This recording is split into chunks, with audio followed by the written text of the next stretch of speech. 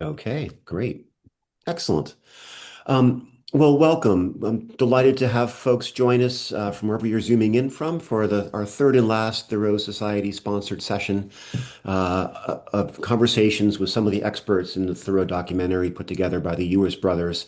It has been just a wonderful resource to have and a great spur to conversation with all kinds of people. And if you're joining us for the second or third time, wonderful. For the first time, you've probably got the most marquee lineup of all our marquee lineups here. And I'll give very brief introductions, show a few clips of the film, let our panelists um, say a few words, and then we'll open things for questions. I'm getting one from the chat asking people who are on the panel to mute your microphones until you talk. Someone was getting some feedback, so that might be helpful if you can. Um, so, thank you. Again, my name is John Kucich. I'm the co-president with my good friend and colleague Court Booth of the Thoreau Alliance, which is the combination of Thoreau Farm, the birthplace of Henry Thoreau, and the really focal point for a lot of place-based education. It's been a real treasure to see that come back to life and become a center of the Thoreauvian community and conversations around conservation and landscape and nature and writing and creativity, and also the Thoreau Society, the oldest author society in the United States. Um, we are going to be having our 85th annual gathering in a few weeks in Concord. I hope you can come join us for one or all the days. And I'll note that our Saturday sessions are free and open to the public, beginning with a keynote speech by Jane Bennett and a long discussion with the Ewers brothers on the documentary and a book sale and happy hour with a whole bunch of authors. What a great place to celebrate Thoreau and have all kinds of wonderful conversations. Thanks to Rebecca Migdal, our executive director, who's kind of managing the back end here. And thanks for you for taking part. If you have questions, you can queue them up in the chat. We'll keep an eye on that, and we'll start taking questions after we have a chance to hear from our panelists. Very briefly, and just in the order I see people on my screen, we have Bob Gross, who is an emeritus professor from UConn and many other places, and the author of two of the really keystone histories of Concord and the region in early and 19th century America, the Minutemen in their world, and then more recently, the Transcendentalists in their world. And if you want to know anything about anybody that happened in Concord in the area from how far back do you go, Bob? I'm thinking the 17th century to around 1860. He knows where all the bodies are buried and what it all means, which is wonderful. I'm the grave digger. And he puts them back when he's done, I hope. Um, Bob Thorson is joining us from UConn. Thor, a professor of geology who found his way into Thoreau world and seems to have gotten firmly rooted in that particular bedrock, and the author of a couple really key touchstone studies on Thoreau and science. Walden Shore about Thoreau and geology. The Boatman really looking at Thoreau as a river hydrologist and his years of measuring and studying the Concord River landscape and ecology. The Guide to Walden Pond, which is really the most rich and authoritative guide to Walden Pond that's out there, and it'll take you all kinds of wonderful places. And coming out very soon, Thoreau is the scientist. Thoreau in Science. What's your title, Bob? I should know this. Oh, still muted. There we go. There. The title is The Walden Experiments. The Walden Experiment, which is a really comprehensive treatment of It's Thoreau and plural. his engagement with science. It's plural, Looking, John. yep, looking. Everybody knows about the first one at the pond. The second one is to be explained. Excellent. So look for more on that. Elise Lemire is joining us, a recently retired professor from SUNY Purchase, just getting a sense of what it means not to have the fall semester to agonize over, and the author of several really wonderful studies. The two that are most near and dear to the parts of people in Concord and Thoreau are Black Walden, which has really transformed how we think about Thoreau and Concord and the area and the Black community, and led to all kinds of wonderful work with the Robbins House and this larger effort to make sure these stories are told and appreciated for all the wonderful contributions they've given. And her more recent book is a history of the Vietnam War protests that started at the Old North Bridge in Concord in 1972. I'm going to get the year wrong, 1970. 71. 71. I If was you I read was the around it. Boston Globe, if you read the Boston Globe yesterday, I have a letter to the editor about it because Excellent. they've been censored. At Bunker Hill. So check that out if you didn't see the Globe yesterday. Excellent. So, and that's really thinking about that Thoreauvian legacy of civil disobedience and how it really just shaped and reshaped the Vietnam War protests. And Elise has been engaging in all kinds of issues around censorship and memory and cultural memory since then. And of course, Larry Buell, who has been just one of the keystone scholars in transcendentalism and 19th century American literature, working too many books to mention and too many careers. He's really helped spur to note lots of people who owe me huge debt. And most recently, the most succinct and powerful account of Thoreau that's yet appeared, Thinking Disobediently. And if you're looking for a really wonderful, short, super thoughtful, really inspiring one volume account of Thoreau, that's the one. So thanks to all of you for joining. I'm going to show a couple clips from the film here for about 10 minutes, and then we'll have a chance to hear from our experts and then hear from you folks. So thank you. So let me share my screen. And I'm hoping the audio is going to be cooperative. These are two clips. We're starting in the middle of episode one. One is kind of a background on Thoreau graduates from college, what's the world he comes into, and then particularly what's the transcendentalist world that he finds himself in the thick of in Concord. Thoreau graduated from Harvard College on August 30th, 1837. It was a time of significant change. Political issues, particularly slavery, were dividing states, communities, and even families. The Industrial Revolution and the westward expansion of the country were reshaping the lives of many Americans. Those in the younger generation often had to choose between settling further west, where farmland was more plentiful, or moving into the cities to work in factories. This is a generation for whom there's no single clear path to follow. There's not enough land in Concord anymore for most farmers to set up their kids. Mills going up everywhere, up and down Massachusetts and New Hampshire. People streaming off the farm to work in those factories, being forced into worlds that they did not understand and were not suited for them. Thoreau understood what it would mean to the human spirit. In his senior year, Henry had read a book called Nature, written by a 34-year-old philosopher and fellow citizen of Concord named Ralph Waldo Emerson. In it, he spelled out an entirely new and radical approach to life. The foregoing generations beheld God and nature face to face. Why should not we also enjoy an original relation to the universe? Why should not we have a poetry and philosophy of insight and not of tradition, and a religion by revelation to us and not the history of theirs? There are new lands, new men, new thoughts. Let us demand our own works and laws and worship. Emerson had graduated from Harvard Divinity School and later served as a minister in Boston. He then left the church for a new kind of ministry, an electrifying, spiritual, philosophical, and social movement that was attracting reformers and intellectuals dissatisfied with society's values. It was called Transcendentalism. Transcendentalism is the first youth movement in American history. It was a reform movement to incinerate orthodoxies and rebuild from the idea that the individual genius trumped received wisdom. That was music to Thoreau's ears. Transcendentalism boils down to one very simple but very powerful idea, that there is a spark of divinity within absolutely every single human being.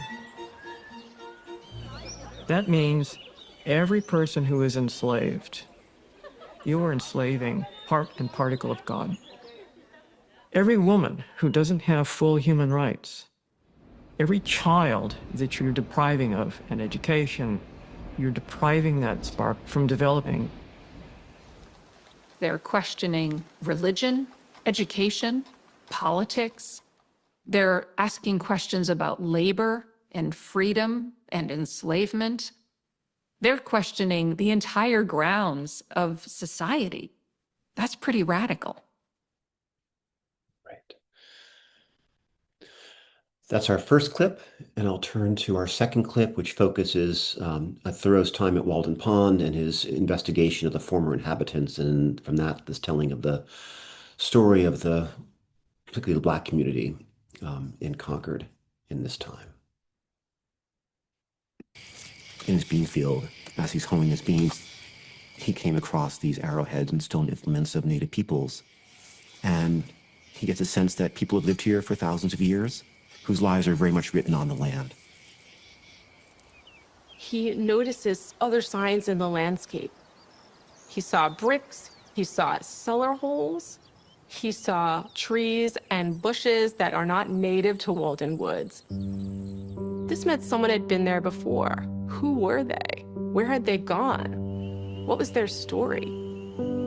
For human society, I was obliged to conjure up the former occupants of these woods. The woods which border it were notched and dotted here and there with their little gardens and dwellings.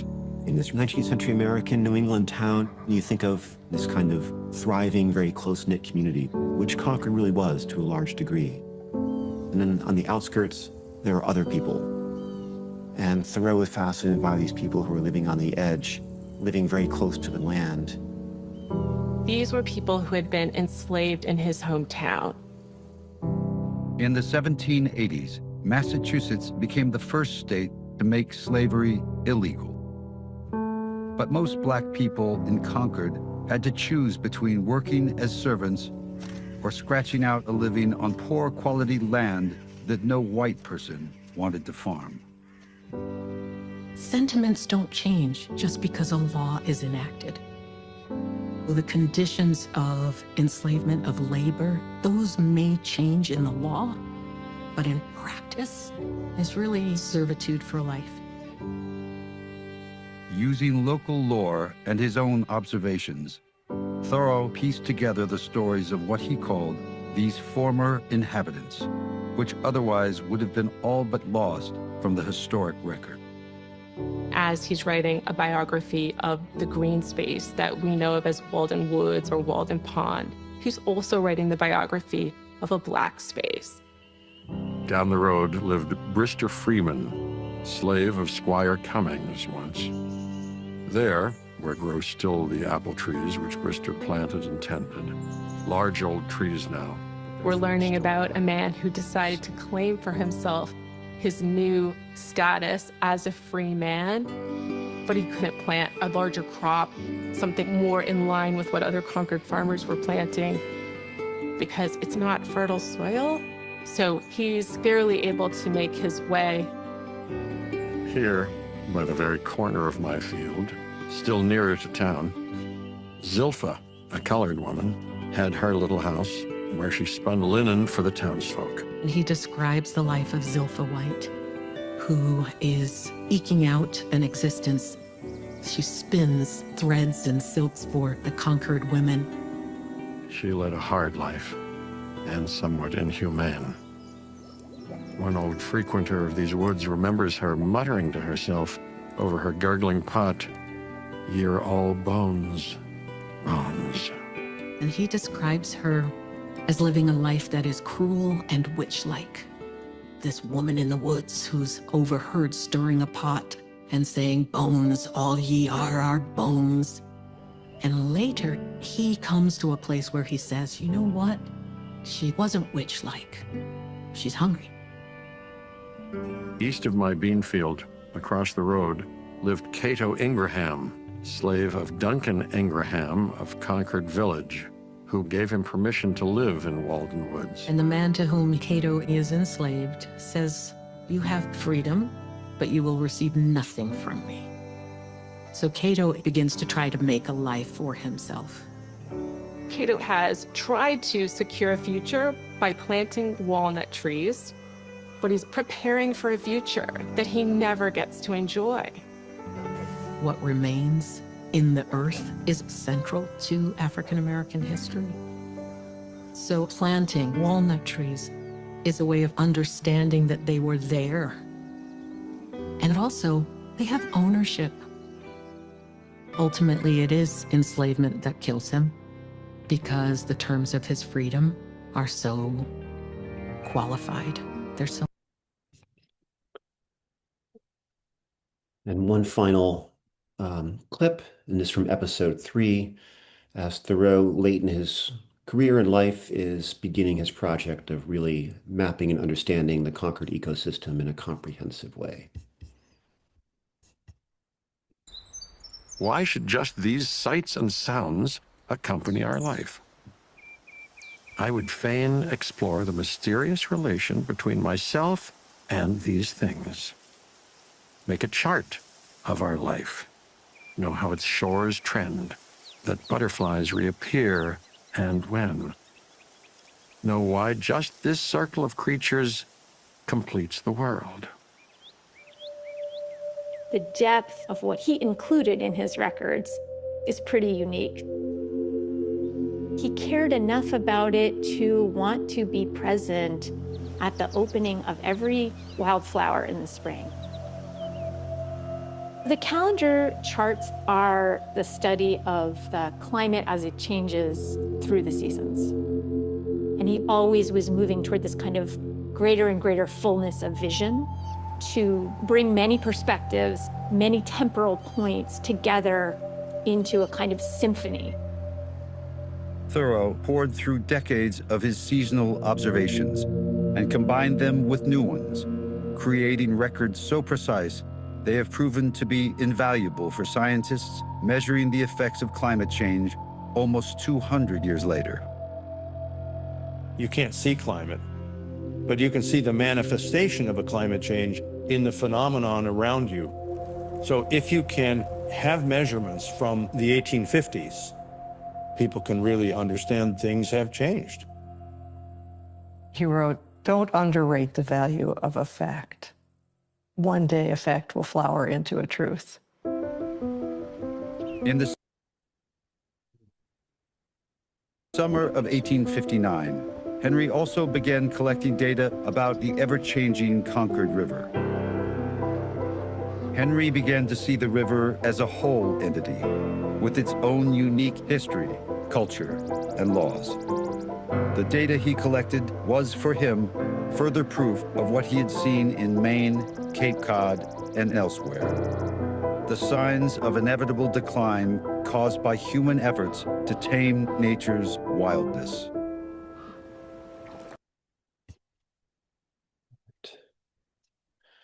I think we'll stop our clips there. Again, we'll have questions in a few minutes, but let me hear from our panelists first, and I'll follow the same order as before. So Bob and Elise, then Thor and Larry. So Bob, you'll unmute. Go ahead and share a few thoughts.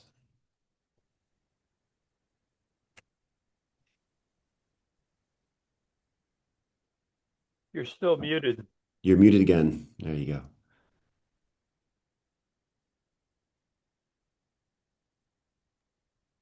There you go. There we go. Perfect.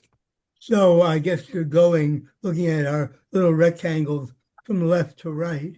I'm not sure everyone would agree.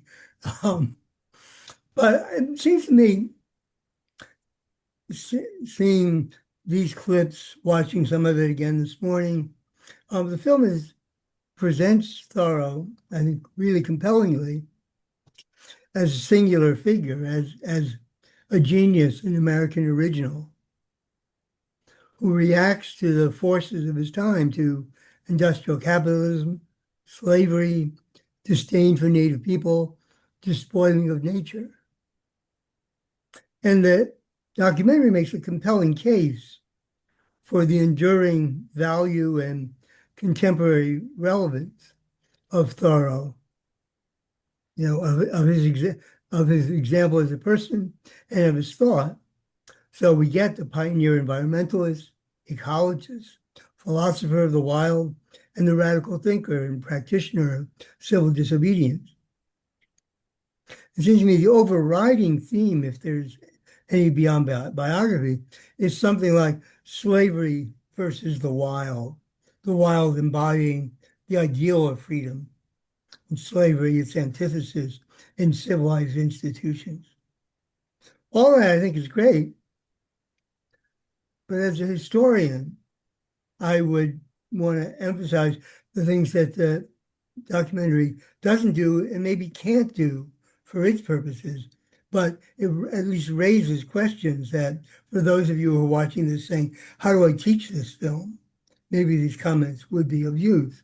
So a key thing to me is that I don't know that we see how Thoreau emerged out of and reacted to the trends of his times in some important ways.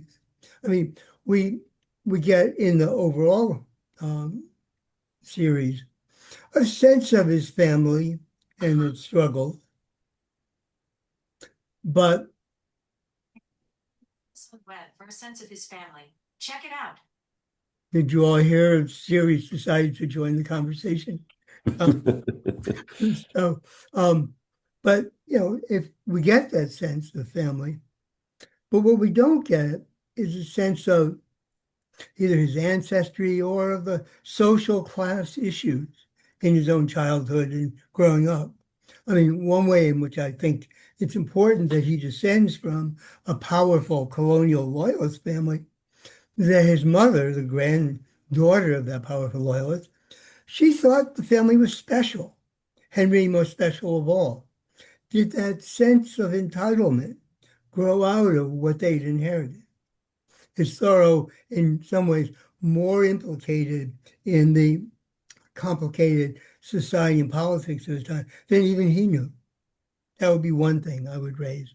A second thing is we get him reacting to the Industrial Revolution, and certainly he was, but the accompanying agricultural revolution is not really discussed except people going west and growing crops. And that seems to be really important to note the omission of, because it's really through his critique of English hay and the draining of wet meadows and the ways in which farmers are plowing their manhood into the soil and the massive men, farmers in context, leading lives of quiet desperation. That's left out, yet the agricultural revolution is the pathway into developing the ideal of the wild, into his surveying forest trees and the like. And if you don't know that, then his environmentalism is more surprising to you when you discover it than it would otherwise be. Secondly, we learn very little about the political system. We know that Thoreau is disgusted by mass political parties, by competition of interests, and not a single man standing up for principle. But it's as if that was a universal dislike that anybody would have had if they had his mind and taste.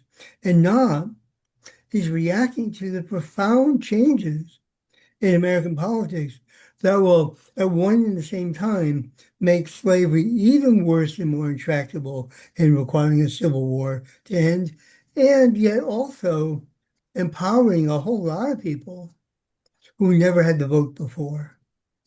And so I would have liked to know something about the politics of the era. And what this comes down to, I think, is that we can't take the measure of a person's thought unless that thought is compared to others in the time. So you wouldn't know that when Thoreau went to Walden, Brook Farm was still operating. That this was a world not just of transcendentalism as reform and abolitionism as reform, but a whole host of other reforms, people addressing some of the same problems as Thoreau's addressing, but with different solutions. So, I don't know that you could have done any of this in the film as constituted, but you'd also want to wonder about religion and Thoreau's own faith. What's happening to really Congregationalism, Unitarianism, and the diversity of other faiths at the time? You would think that Unitarianism was really so dominant when in fact Baptism and Methodism were the big growing faiths of the time, and Mormonism. So it's a static picture you get of things like religion in what was really a changing society. But I'll end by saying that Thoreau's own natural religion, the spirituality that experiences the divine in nature, is indeed powerfully represented throughout the entire film through the landscape photography. The camera conveys the piety and the faith and the wonder and awe that the words don't have to always say. That's wonderful, Bob. Thank you so much. And we'll look forward to questions in a moment. And I forgot what I said that was going to be Thor or Elise next, but I think I said Elise. So let me turn things to you, Elise. And Bob, you can go ahead and mute. That'd be helpful, I think. Thank you. Thank you. Hello, everyone. First, let me say that this is a very sad day in our nation's history because, as you know, in 3 hours, the President of the United States will be observing our country's 250th anniversary by hosting a UFC fight on the White House lawn. You may have noticed that weigh-ins for this event were yesterday, and they were held at the foot of the Lincoln Memorial. I love sports passionately. Sports are why I'm retiring early, so I can play more sports. But certain places should be sacred to our shared experiment in democracy. So I'm very grateful today to the Thoreau Alliance for giving us an alternative way to observe Flag Day. A big thank you to Rebecca and John for co-captaining this new ship that is the Alliance. And a big thank you to my fellow panelists for all that they do and for shepherding so many careers and writing so many amazing, groundbreaking books. I know everyone in the audience is very indebted to all of you. I'm delighted that we've gathered here on Flag Day to talk about Black and Indigenous history, about abolitionism, civil disobedience, about science, and the man who believed that thinking, lecturing, and writing about these critically important topics was the best use of his education, his energy, and what his health told him was his very limited time here on Earth. When the filmmakers contacted me about my own work on Concord's Black history, I was thrilled. My initial and very lengthy conversation with Susan and Colley was an opportunity for me to underscore how essential Thoreau has been and will continue to be to those of us intent on uncovering what little has survived in the archives and in the local landscape about Concord slavery, its post-slavery, and its Black history.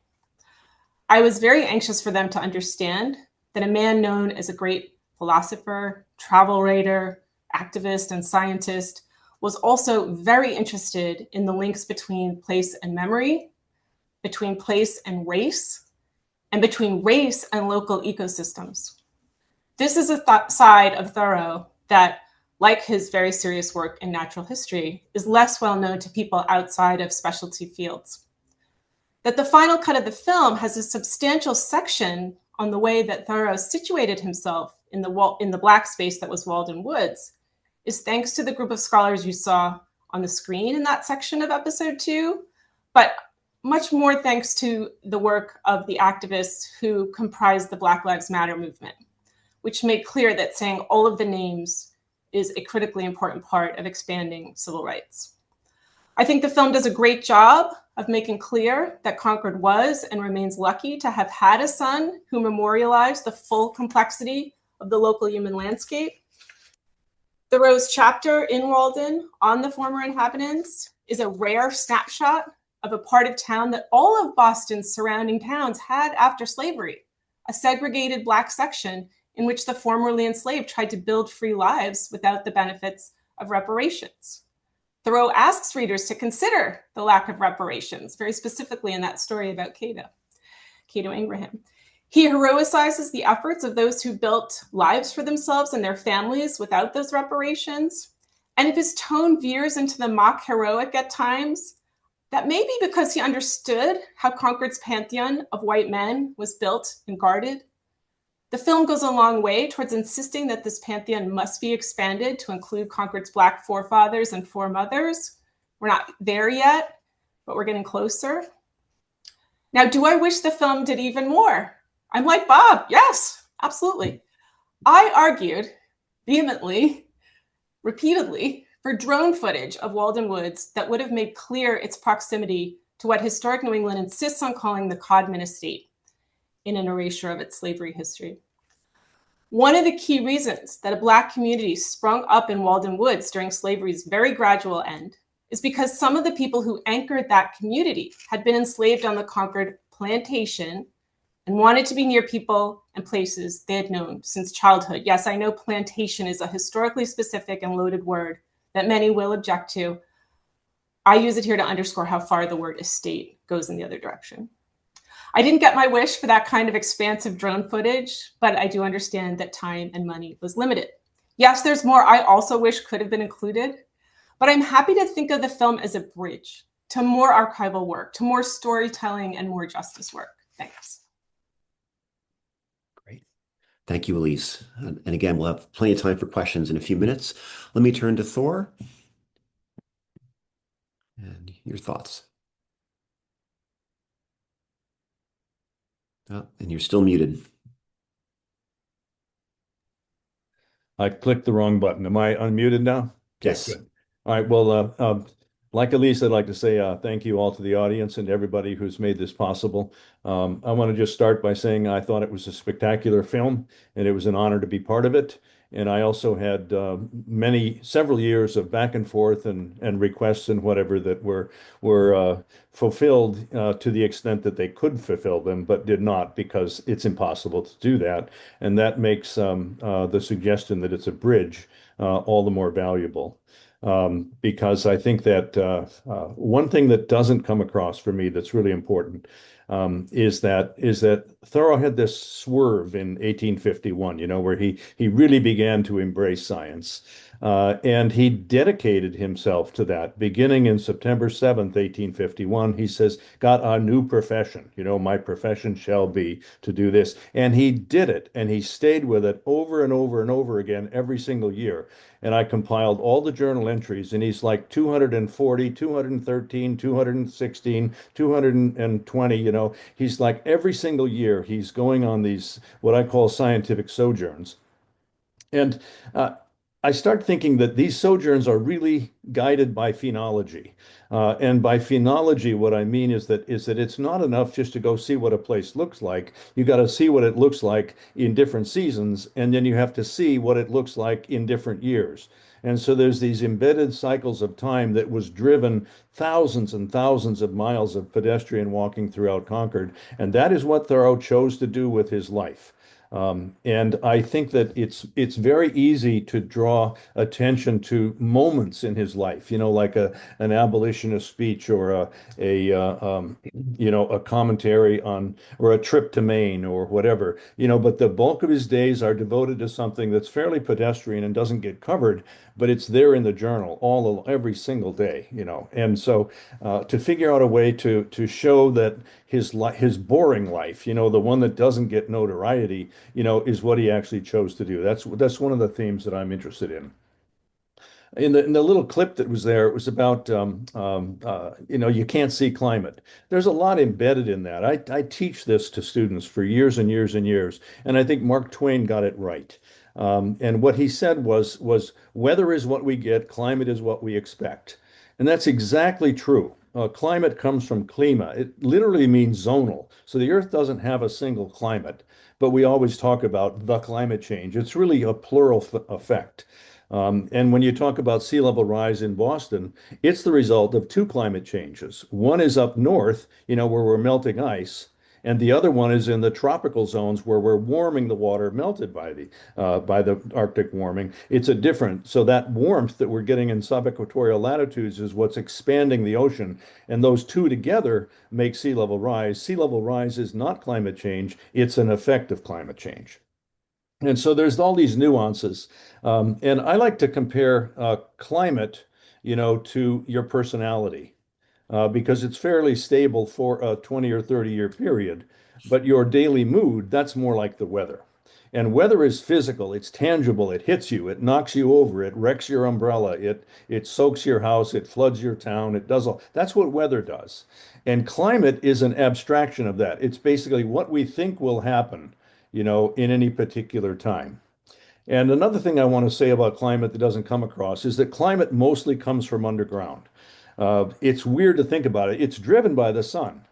All right. So let's just say you manufacture a refrigerator in China, so it's made in one place. You can bring it here on a container ship and plug it in Concord, and it works. You're powering it locally, but it was made somewhere else. And the power that makes the refrigerator, or in my analogy, the power that makes the climate is really tectonic. Because the composition of the atmosphere, before we started messing it up, the composition of the atmosphere, the archive of climate change, and the forces that put mountains up or takes them down or moves them here or creates an isthmus or isolates a region, all of that is essentially tectonic. So climate comes from the underground, and that's where the record is. So that's my mini speech on that. That clarifies some of the statements in the documentary that are not as clear on that. Another thing, I think that's pretty much it. I'll end this way. Thoreau ended up really appreciating climate change, but getting it backwards. Okay. In other words, his concern in that era coming out of the Little Ice Age is, are we going to freeze to death? And there's some wonderful passages in Walden about how, that a little bit colder, deeper snow or a little bit colder, cold Friday, would put a period to man's existence on the globe. He's talking about human extinction, and he's talking about climate change versus a return of the ice sheet that he knew created the local landscape. And I think that's really important. He got it wrong, but his reasoning is right. And that's the way scientists work. You can have the wrong conclusion as long as you're working at your methods and putting your logic together. And so I think it's just fantastic that he can figure out that Walden Pond is created by former ice sheet glaciation, and he's anticipating the extinction of humans from a return to that. And of course, we've loaded so much coal and carbon dioxide and petroleum and natural gas. We've loaded so much carbon into the air that it's not going to allow those ice sheets to come back. We've permanently, put Earth out of that climate state. And I'll end by saying one thing that I found a really interesting passage in the journal is that Thoreau is complaining that Ralph Waldo Emerson was, I may not get the numbers right, is that he was burning 14 cords of wood and 8 tons of coal every single year by the time Thoreau was done with his journal. In other words, he was complaining about the excessive carbon consumption in the Emerson household. And I don't think he knew there was a connection to the atmospheric change, but I can't find the tie between. I still think he was worried about freezing to death rather than roasting to death. But that's just an interesting jumping off point to think about Thoreau's journal, Walden, and climate change. So I'll leave it at that. And thank you for listening. Great. Thank you, Thor. So much to think about and talk about. And Larry is going to add even more, I know. So we'll give you the last word, Larry. I'll try. I'm grateful to be included today, and with 3 such high-powered colleagues whose work I've admired for years, in Bob Gross's case for half a century.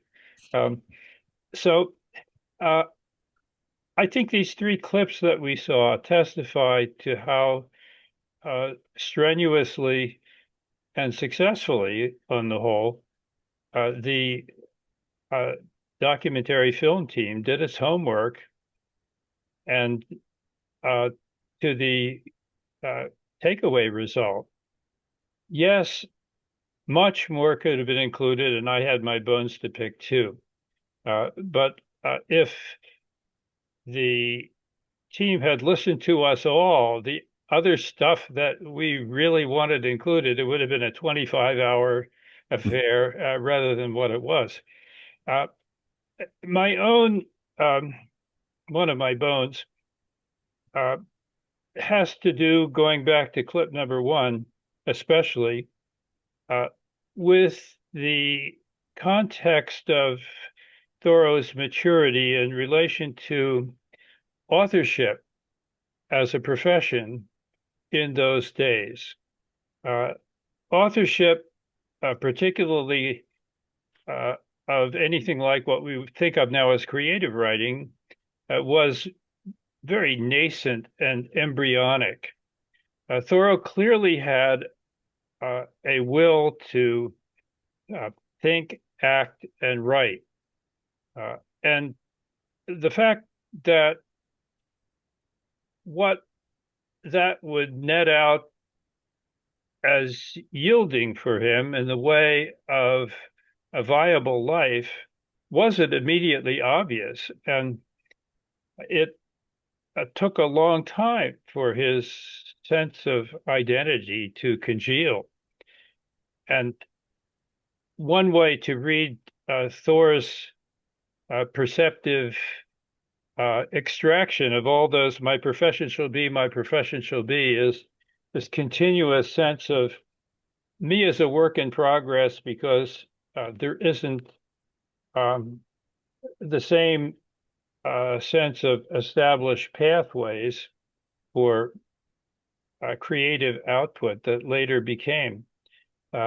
And one way in which we are the beneficiaries is that a figure like Thoreau, who wasn't interested in just one branch of knowledge or expression, could cross over because the culture of professionalism itself was still congealing. That's the larger way of generalizing the embryonic state of authorship as a profession. So we have the literary Thoreau, who's a key actor in what used to be called the American Literary Renaissance, American Literary Emergence. We have Thoreau, the abolitionist orator and player in that branch of the reform percolations that one historian called freedom's ferment in the abolition and the antebellum period. And we have Thoreau, the increasingly proficient scientist, who I think the film rightly nails, and Thor echoed this, used phenology as a portal for deeper understanding of the natural world. And that deeper understanding led him to do significant things in a really quite astonishing variety of different areas of natural science and technology, as a largely autodidact entrepreneur. So I think the sense of the world wide open that the first of the three clips features, and Bob Gross's encapsulation that there wasn't any clear path for this generation to follow, could be amplified and given more granularity and meaning for Thoreau's case, and not just his case alone, by acknowledging what I've just suggested about the state of literary authorship and the culture of professionalism generally.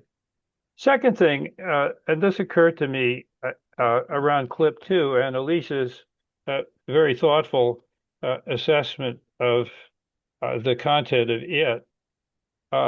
I think it's interesting to imagine this documentary product itself as a moment in time. If Burns had set out to package Thoreau in, say, 2006, rather than roll it out in 2026, I'm not at all sure that the handling of Thoreau in Walden Woods would have been anywhere near as robust as it was. because that was only the very beginning of the Lemire era, and all else that's followed about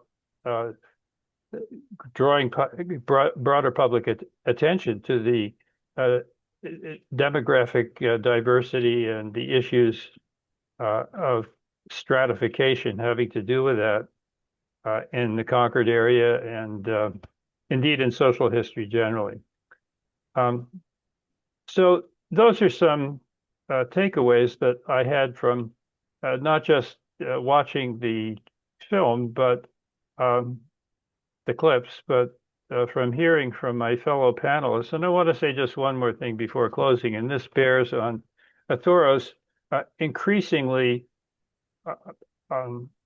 savvy, but never more than limitedly savvy engagement with the indigenous history of his region, the pre-Columbian history.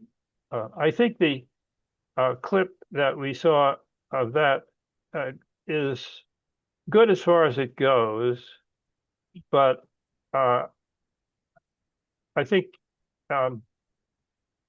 that the way that what you just saw stops doesn't do full justice either to how the documentary itself nuances the limits of Thoreau's capacities even later in life to understand Native culture on its own terms. And conversely, I think that there's, to his credit, always, from very early on, always already a broader sense of Thoreau's awareness that there is some sort of deep history to his region, not just from the arrowhead collecting that he does as a young man and as a kid, but from the instincts that he brings to his early, even amateurish walks in the woods and paddlings around the week on the Concord and Merrimack River. And why that is partly because he has this fascination with primordia in general, including Asian, including biblical. So it's a sort of mythic framework that overlays on his foragings around the secular landscape that I think is good to mention here. It is brought out to some extent elsewhere in the documentary, but it dramatizes that this is a guy that by inclination, proclivity, tended to live in the fourth dimension and not just in the present, although he made much and eloquently of the present moment being his moment and the moment that he wanted to rivet his attention in. You can't rivet your attention in the present moment without being aware of the whole universe. So that's a very transcendental way to end. Okay. Agreed. So please post your comments and we'll take as many as we can in our time left. Maybe as we're waiting for people to weigh in, I'll ask this question. I think all of you agree that the film is wonderful. It's really a starting point. And for those of our audience who are thinking like, where do I go next with Thoreau? What do I read? Maybe beyond Walden, what would be a text that you would say that either by Thoreau or by one of his contemporaries that's going to be really interesting and unpack some of the issues that you feel are really compelling and worth exploring and seeing its complications? So I'll open up to all of you. What's the next read?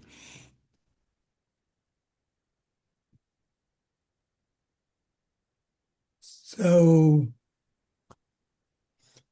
I would recommend reading Huckleberries, which carries his criticism of overcultivation for profit into the sides of the woods where the huckleberries grew. And Thoreau is actually quite compelling. And if I were to write a new essay, I would probably call it English Hay versus Huckleberries. Nice. I'd hold up the essay on walking, I guess.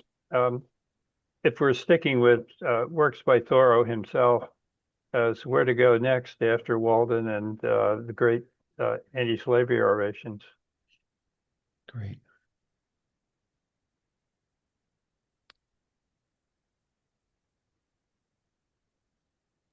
I'll just chime in and say that I love reading A Week because of the time traveling aspect, because of the fourth dimensionality to it. I mean, he's paddling along at one point and he's remembering Hannah Dustin. And it's not that he's remembering her, it's that she's there in that moment and time collapses.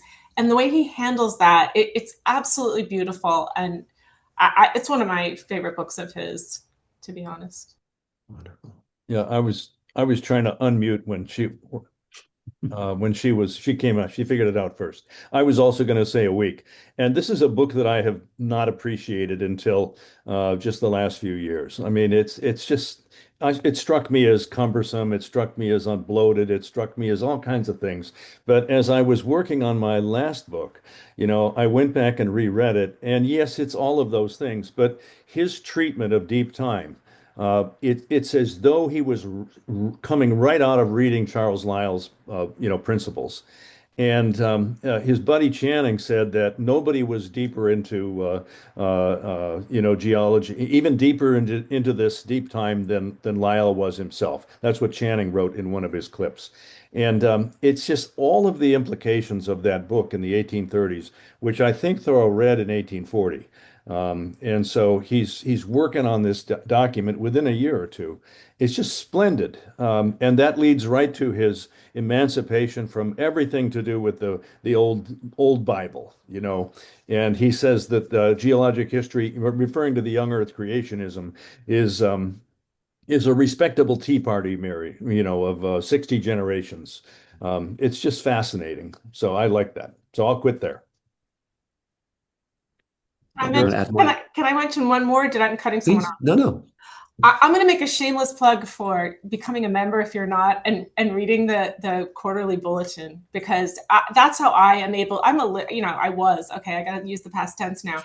A literature professor, but the Concord Saunter, the Society's academic journal, and the bulletin are ways in which I can get out of my little literature bubble and really see and understand what everyone else is working on. So I'm not just saying this because I have an article coming out this summer, I swear. It's really because it's just the bulletin is edited by Brent Rinaldi, who is a very, very talented writer. The writing is fantastic, the breadth. People write for it from all over the world. So if you're not a member, become one and read that, because 4 times a year, you're going to get brilliant coverage of the latest scholarship. Nice. All right. The questions from Zoomland are not coming in very fast. So if you have them, let us know. But maybe I'll tweak the question a bit. So we were talking about things to read by Thoreau. How about things that are written by other people besides Thoreau that offer some of that rich context for people who are trying to get a sense of how Thoreau figured into this larger world that he's writing within? And if you want to leave the 19th century, that's fine too. I will weigh in. I ordered a book yesterday. I forget the author, but it's a translation in plain English of Walden. This is not a new idea. I mean, I knew these things were out there, and I have avoided them at all costs, because I don't want to read someone else's translation of Walden. I want to read my own. But for the sake of students, I finally decided to order one, and it's incoming. And so students are having such trouble with reads now. Both the time commitment to it and the cognitive staying power. Not all students, I'm not saying that, but many students. So there's somebody who might be interested in Walden but can't get through his first bloated chapter, which reads like a monograph. I think maybe a plain English translation might be the next step. Thor, is that like going from the King James Bible to the Gideon? Yeah, I know it sounds heretical and terrible. And I said I ordered it. I may pick it up, read a few pages, and throw it in the wastebasket. I don't know yet, but I've I read did the book. order it. I've read the book you ordered. Okay. Deplorable truckling, yes. Um, but sometimes it's necessary, I guess. We see it in Bible translations. Yeah. There are n number of Bible translations to the vernacular that are used to, Sure. Yeah. keep people from falling asleep in church. It's sort of like that. Uh, I'm I'm tempted to go for the oration that Reverend Horace Bushnell delivered in 1850 at the Litchfield Connecticut Bicentennial, called The Age of Homespun, and pair that with Laurel Ulrich's wonderful book, also called The Age of Homespun. There's a portal onto old technology, new technology, home industry, factory culture, that I think helps those two discourses paired together over time to understand that a lot better. And also the crucible of American women's rights, feminism that's happening at that period. And Thoreau is never mentioned, but so what? I think this is a way of deepening anybody's understanding of what's going on at that period. Great. Excellent. I'll pick up on that and just mention Lydia Maria Child's book, The American Frugal Housewife, is one I often put alongside Thoreau. She has a long chapter on economy, and it is just completely different and totally fascinating. And also, she also gives you recipes for all kinds of things, including how to properly cook lung and how to brew beer. It's just a fascinating read. But she was an incredibly important reformer, writer, activist, and kind of loosely tied to the Transcendental Circle. But it gives you a sense of who else is in that kind of fermented world right there as people are thinking things through. But she's wonderful. Elise, thank you for putting that link in there to the Age of Homespun, that wonderful book by Laura Ulrich. We had one question for Bob, if you could talk a bit more about Mormons and if they were in Concord, if they were what their attitude was, how they were seen and understood, and how they might fit into this kind of world. Well, I discovered in the Concord Freemen, which would have been probably around either late 1840s, early 1850s. I have to go back and look at my notes. They reported that there were missionaries for, crusaders for this new religion of Latter-day Saints. I'm not sure exactly which term they were using at the time, but you have to remember, Concord is basically operating under the rule of one town, one church from William Emerson's time and Ezra Ripley's down to 1834. It gets a Trinitarian schism in 1826, 27. But then once Massachusetts repeals tax-supported religion, Concord and every other little town explodes in different faiths. I believe that the people who were out evangelizing were around for Mormons, were also doing the same for the Millerites who were predicting the end of the world and Jesus's return. So I think probably a crucial point is that the explosion of faiths, the many, many ways people are seeking a new religion, is bound up with the effort to understand their world undergoing drastic change. Well, how do they make sense of that?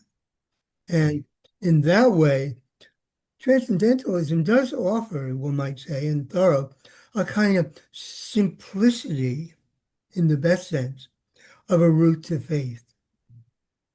You don't have to compare the Millerites and Joseph Smith's versions. You just say there's a divinity going through all things. Another more abstract dotted line connection between Mormonism, at least the tablets and the Book of Mormon, and what was happening in Transcendentalism is to the idea of literary scripturism, the idea of creative expressivity as being scripture-like, and that gets fulfillment finally more in Walt Whitman's notion of leaves of grass as the new Bible. But the Book of Mormon is the new Bible that's become canonical for latter ages. Yeah. Wonderful.